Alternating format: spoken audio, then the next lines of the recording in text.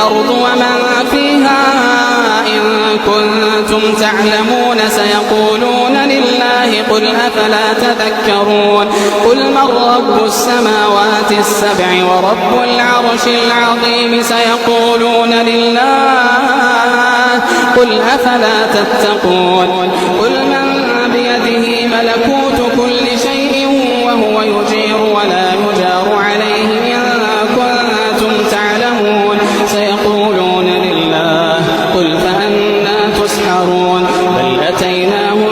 بالحق وإنهم لكاذبون ما اتخذ الله من ولد وما كان معه من إله إذا لذهب كل إله